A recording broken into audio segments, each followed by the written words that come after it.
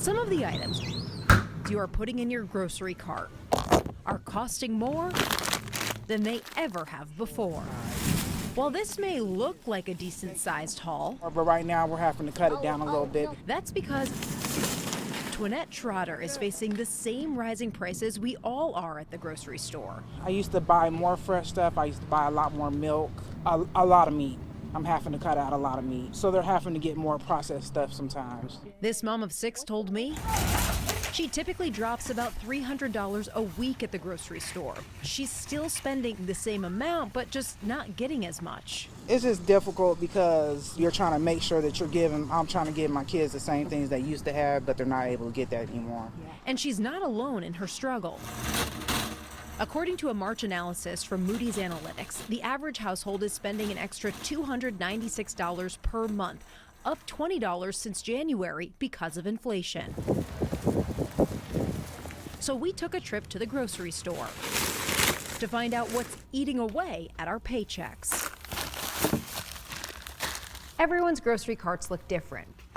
We have different preferences, different families, different lifestyles. So I grabbed 10 common items, everything from produce to meat to frozen items and things you would put in your pantry.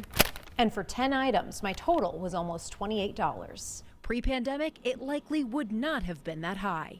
If we just take a look at a few of the staples, chicken, ground beef, eggs, and bananas, each one is more expensive than it was in March 2020, with chicken having the biggest difference, nearly $1 per pound. The same amount of ground beef will cost you 88 cents more than it did 2 years ago.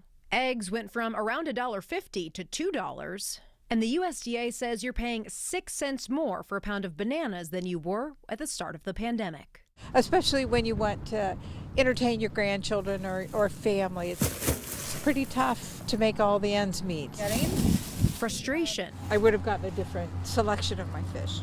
Because Jane Brown said she's seeing price increases across the board. It's like, what can I do without so that I can make sure that I have the things that I need?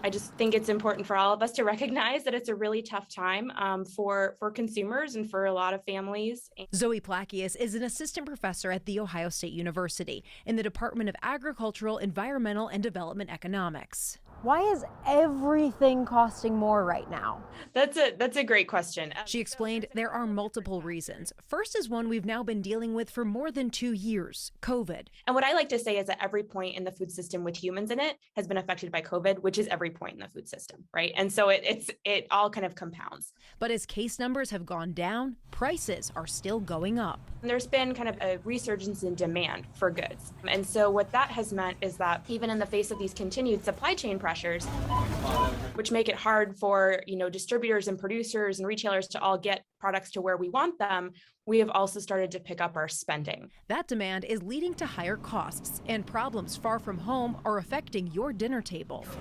Plakius said lockdowns in China are further impacting supply chain issues in recent weeks. Meanwhile, the war in Ukraine has created a squeeze on the global market. According to the U.S. Energy Information Administration, in 2021, the U.S. imported 3% of its crude oil from Russia, just 3%. So why is this conflict driving up what we are paying at the pump so much? Plakius explained other countries that previously got more of their oil from Russia are now purchasing from the same pool as the U.S. Energy prices impact every part of the food system as well because of all of the movement of goods. And then there are the corporations here at home. Take the nation's largest meat processor, for example. According to Tyson's quarterly report, profits are up 48% in the first quarter of this year compared to the same time last year.